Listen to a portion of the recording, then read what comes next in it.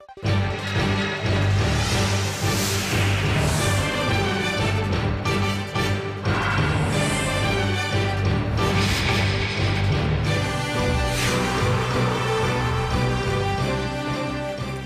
is 1 a.m. in New York, 6 in Abuja, and 2 on a Wednesday afternoon here in Korea. Live from Seoul, I'm Conn-young. We begin with this breaking story in development. A Korean ship with hundreds of passengers on board has sunk off the country's southwestern coast. Now, among the 474 people on board, 320 were students who were traveling with several teachers to the resort island of Jeju. The Coast Guard has confirmed that there are at least 2 deaths so far, with 1 just being added, that of a student, so 3 deaths so far. And the distress signal from the ferry was sent at around 9 a.m. local time, which is roughly 5 hours ago. Now, for the latest, our Connie Kim joins us live. Connie, what is the latest on that front? Yes, Conn-young, we're getting conflicting reports at this hour about the number of passengers who have been rescued from the Saewolho ferry, which sank some 20 kilometers off the coast of Jindo Island in southwestern Korea. The South Korean Navy is reporting that 2 people, a 22-year-old woman and a male passenger, have died. As of just a few moments ago, authorities have confirmed that 352 passengers have been rescued safely, with 107 people still unaccounted for. One of those rescued is in critical condition at hospital. So, Connie, tell us about the rescue operations that have been underway there. Well, 20 naval vessels and 5 aircraft are on the scene with around 170 rescue personnel. President Park Geun-hye has ordered that all Navy, Coast Guard, and nearby vessels fully utilize their personnel, equipment, and rescue ships to help with the efforts. Oh, now, do we know the possible cause of this accident? Well, although the exact cause of the accident is unclear, officials from the Oceans Ministry say there's a high possibility that the passenger ship ran into a rock due to foggy weather. The people who were rescued say they heard a loud bumping sound but aren't sure if it came from inside the liner or from bumping into a rock. Authorities say the water temperature right now stands at around 12 degrees Celsius. They add that people can survive in waters at that temperature for about 2 hours, which is important considering it's now been 5 hours since the ship first sent out its distress call. Currently, the rescue teams are waiting for the tidal currents to weaken and plan to go into the vessel. All right, we will continue to monitor the situation and report on any new developments, while of course wishing for the very best. Connie Kim, thank you for that report. Now let's shift our focus to Korea-Japan meeting, a rare one. They are set to hold a working level meeting on the so-called comfort women issue later today. But as our foreign affairs correspondent Hwang Sang-hee tells us, it'll take much more than one meeting to mend decades of sour ties. Senior officials from Korea and Japan will meet in Seoul Wednesday as they seek to resolve the long-standing dispute over Japan's wartime sexual enslavement of Korean women. The rare meeting is the result of an agreement reached ahead of President Park Geun-hye's first official talks with Japanese Prime Minister Shinzo Abe in the Netherlands last month. Korea is expected to reiterate its demand for an official apology and legal compensation from Japan for the so-called comfort women.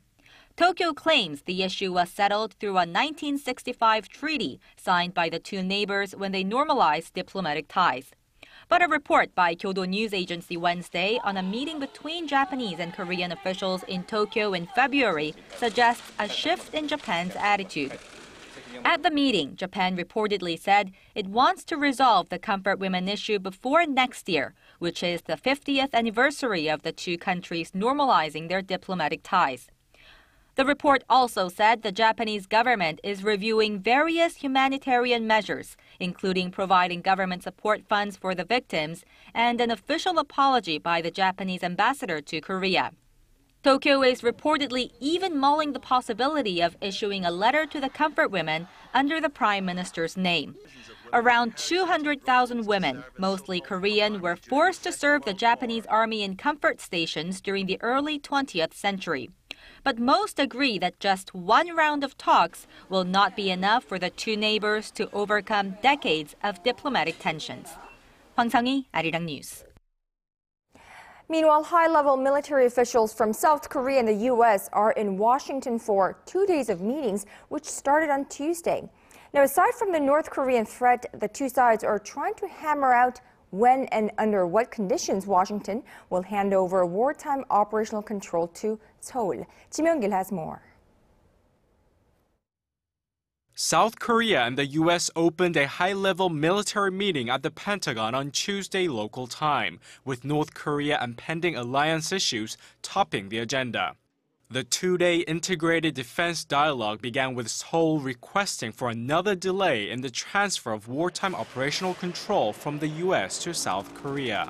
Seoul is currently scheduled to regain wartime operational control in 2015, but the government says the nation's military needs more time to prepare for the transfer. The two sides have reportedly agreed in principle on a delay due to the ongoing threat posed by North Korea, but the exact timing and other details are still being ironed out. The allies will sit down with Japan for defense trilateral talks starting Thursday. Back here in Seoul, lawmakers plan to pass a defense cost-sharing pact with the U.S. at Wednesday's plenary session. In January, Seoul and Washington renewed the special measure agreement that lays out the cost each side pays for stationing the 28,500 U.S. troops on South Korean soil. Under the deal, South Korea will pay some $880 million annually from this year through 2018, a 5.8% increase from last year.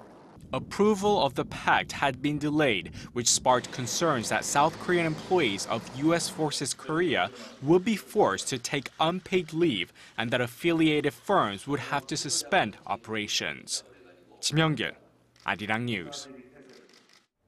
Earlier this month, Japan lifted a self-imposed ban on arms exports that dated back 5 decades.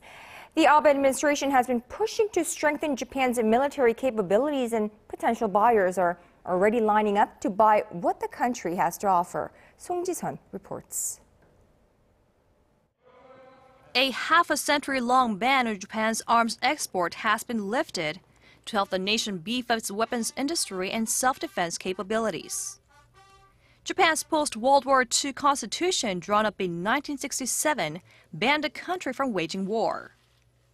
Japan's cabinet says the country's arms exports will be monitored closely. Weapons will not be transferred to countries that violate international treaties or UN Security Council resolutions, and arms exports are only allowed if they contribute to peace or Japan's national security. Less than a week after easing its arms export regulations, Japan signed an agreement with Australia to jointly develop submarines while sealing a free trade deal. And plenty more foreign buyers are lining up. According to Japanese daily Nihon Keizai last week, officials from France and Britain have already paid visits to defense contractors like Mitsubishi and Kawasaki Heavy Industries. Tokyo is also likely to transfer weapons to Southeast Asian countries in similar situations with territorial disputes with China to bolster support on the issue. The major goal of developing weapons is to arm the nation's own army. But when you also export the weapons, you can arm them at a lower cost because of the increased sales, and at the same time acquire a partially controlling power over the country that imports your weapons. The world's top exporters, the United States and Russia, make up more than half of the world's weapons providers combined. Other leaders include Germany, France, and Britain, along with China, which is now the world's 5th largest arms exporter. But with Japan now in the mix, experts say it's now only a matter of time before the country emerges as one of the top players. Song Ji-sun, ARIRANG News. The top nuclear envoys of China and the United States have wrapped up their second day of talks in New York on ways to resume the long-stalled 6-party talks on denuclearizing North Korea. Both sides are playing their cards close to their chest in regards to the details, but Washington says the dialogue has been productive. Kim Ji-yeon has the details. Chinese nuclear envoy Wu Dawei and his U.S. counterpart Glenn Davies met for the second time this week to discuss ways to lure North Korea back to the six-party talks on its own denuclearization. In a statement Tuesday, the U.S. State Department said the talks had been productive and both sides had agreed on the fundamental importance of a denuclearized North Korea. The Chinese delegate did not comment about the closed-door meeting. Diplomatic sources in the United Nations were paying close attention to whether Wu would propose an arbitration plan on the human rights issue in North Korea. Pyongyang threatened to conduct a fourth nuclear test if the international community crossed the line by bringing up the regime's human rights abuses. The Chinese delegation spent 5 days in Pyongyang last month and has reportedly drawn up an arbitration plan that contains the North Korean stance on the matter. Wu and Davies will hold the third and last meeting in Washington on Friday. The meeting comes as Beijing's foreign ministry issued a rare statement Tuesday, saying it's opposed to any move that may result in tensions in the region, whether they be joint drills between South Korea and the U.S. or North Korea's threat of conducting further nuclear tests. It also urged all related parties to make joint efforts to ease the situation and said China would continue to play a positive role in promoting peace and stability in the region. The six-party talks made up of South Korea, China, the U.S., Russia, and Japan were suspended after North Korea walked out of them in 2008. Kim Jeon, ARIRANG News.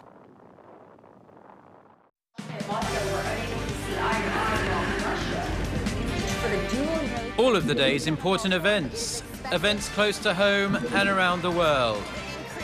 Join Conn-young live from Seoul. Mobile shopping market for the dual use of the Korean name East Sea and Japanese name Sea of Japan in school textbooks in the state of Virginia. Now on to the economy. Rigorous spending aimed at revitalizing the local economy is on the mind of Korea's top economic policymaker.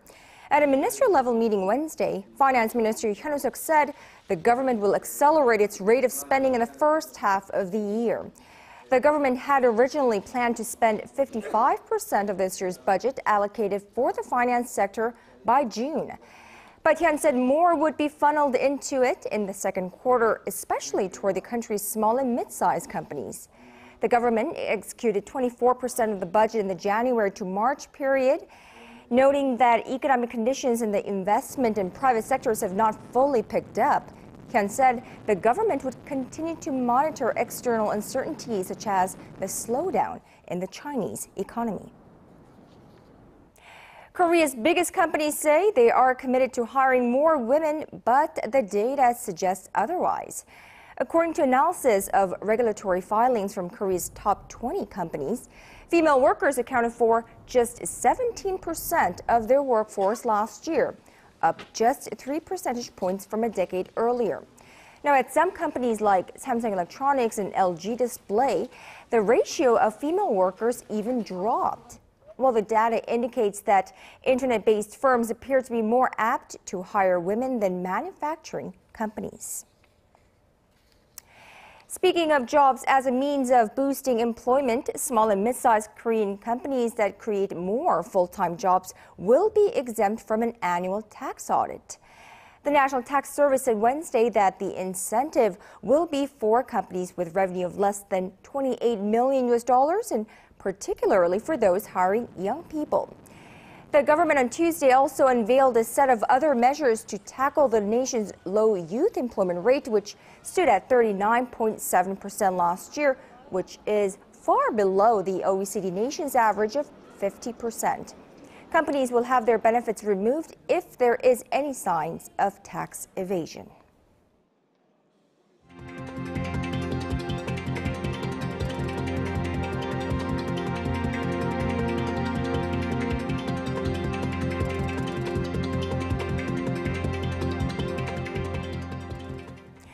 Now, over to the crisis in Ukraine. The tensions seem to be escalating with its military set to be moving to the flashpoint cities in eastern Ukraine, causing some to worry that there might be a civil war. Our Connie Lee reports.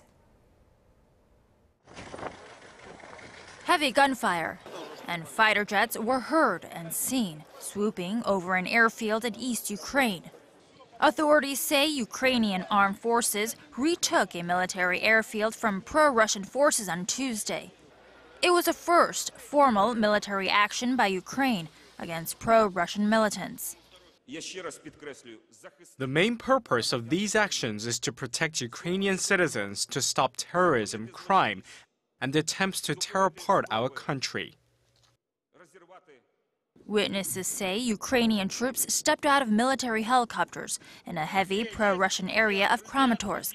Despite the gunfire, though, locals have not confirmed casualties as reported by Russian media. And around the same time, a similar operation of Ukrainian army troops and special forces were deployed in a nearby city of Slavyansk to take back control of government buildings there. Russia says Ukraine is on the brink of a civil war and has asked the United Nations to condemn Kiev's latest military operation. However, the UN Secretary-General's press office said that Ban Ki-moon spoke on the phone with Russian President Vladimir Putin on Tuesday and requested that all parties calm the situation.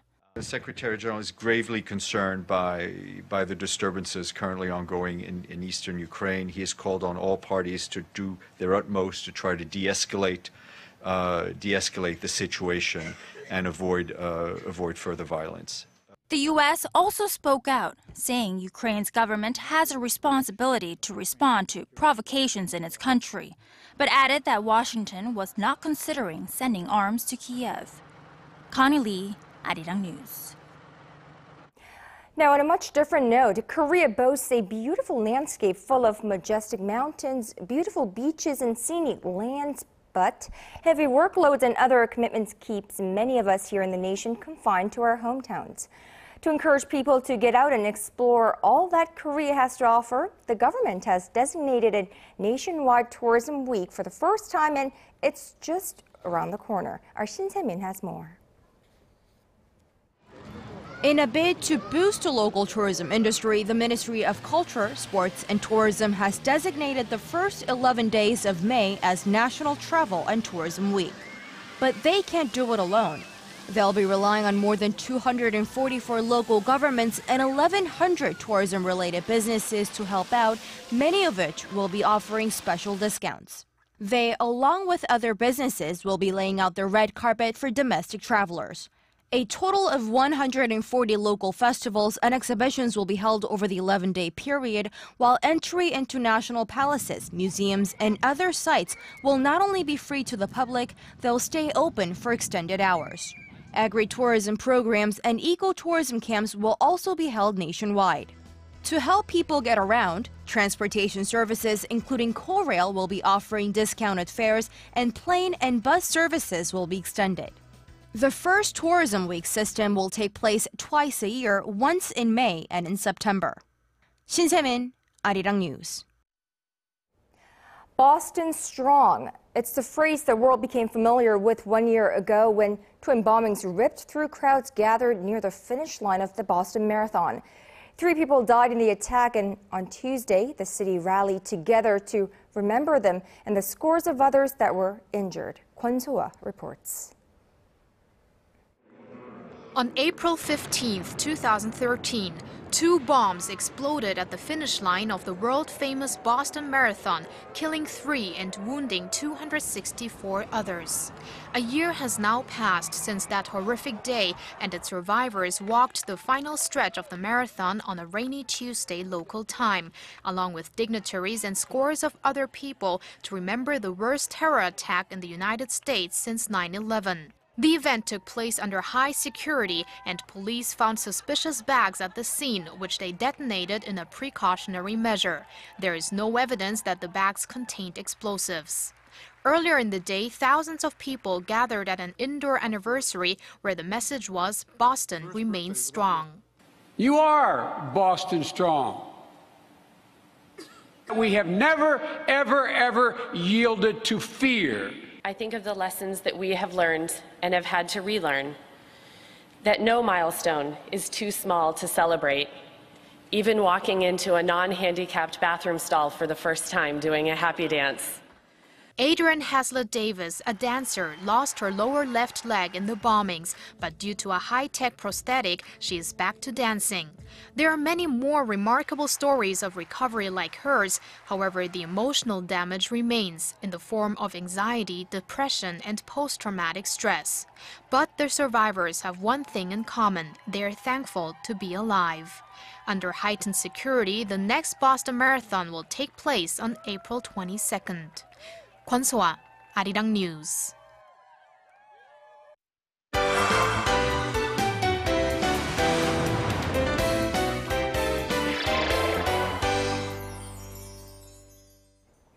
And it's now time for our daily arts and culture segment, and we of course have our Im Yoon-hee joining me live in the studio as always. So let's take a look at what she has for us today. Good afternoon to you, Yoon-hee. So what do you have in store for us today? Good afternoon. So today I have the works from a few painters. Now, honestly, this first painter took me a little bit by surprise. So usually you see the works from an artist as they intended, but this artist takes you from start to finish. So let's take a look.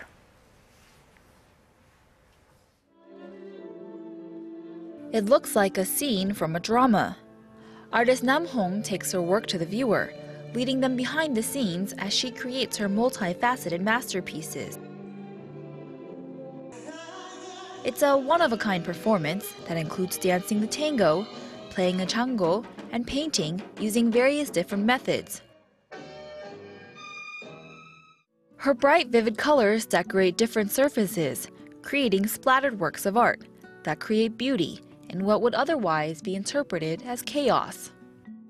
My work always inspires hope and feelings of happiness.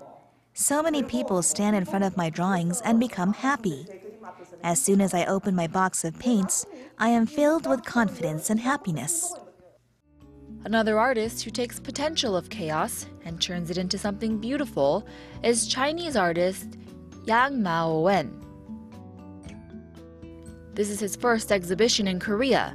He incorporates color blocking in small increments that from a distance reveals a face.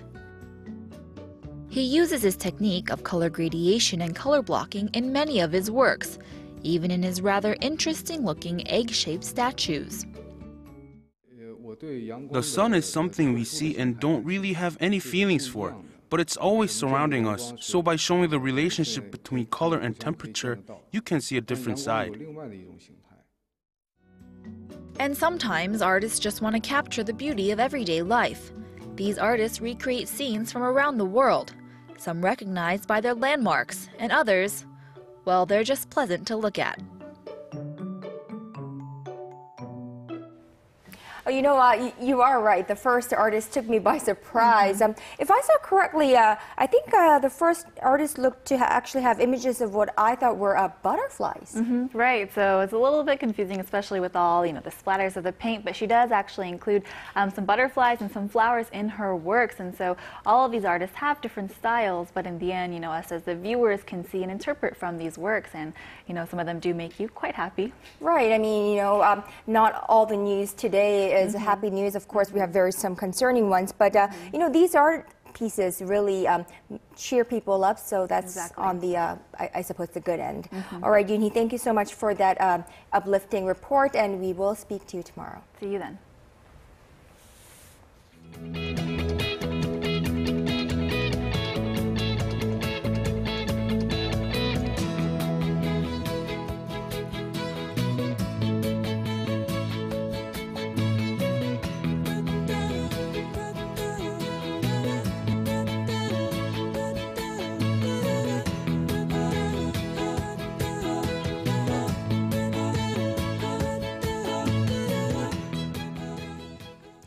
And now for a quick wrap-up of the ship sinking off the Korea's southern coast.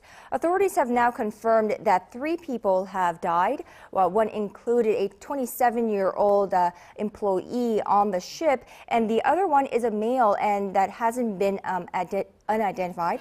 And another one was just coming in right now, a student, high school student who was on a field trip to Jeju Island, and so 3 people have been confirmed dead so far, and 107 people are still unaccounted for. So we are still waiting for more rescue efforts to bring in results as we speak. And now let's go to our Michelle Park at the Weather Center to get a check on the weather conditions in that area, in Jindo area, so that we know how well these rescue efforts could get underway. Michelle, what does it look like? Well, at the time of the departure, there was fog with the sight distance about 20 kilometers, but there were also times and the sites where the conditions got worse with only 1 to 2 kilometers. And also at the time of the accident, there was northerly wind blowing at about 2 meters with the seawater temperature at about 12.6 degrees. Now, which the values are actually in average state. Now, Michelle, so with all the conditions considered, was it right for the ship to depart in the first place? Well, usually before the ship departs, all the readings such as the wind level, sea levels, and any other warnings are given by the sea patrols. And by the looks of the weather conditions and its values, there were no big danger for the ship to actually depart. Now, also the fog was there, but it couldn't have affected the accident really big because of the sight distance were manageable and the fog was going on and off at times. Now, also the people who actually jumped for their lives and after the crash, there are still people missing, but with the current readings and have approximately 2 hours survival in the water, or about 30 minutes even more if there were any vests. Now that's all for this moment. Back to you, Conn-young. All right, it's been 5.5 hours since the first distress call, so we will keep our fingers crossed for all those 107 unaccounted for. Well, that's all from me at this hour. I'm Conn-young in Seoul. Check back with ARIRANG at 4 p.m. Korea time for Business Today, as well as updates on the ship sinking off Korea's southwestern coast.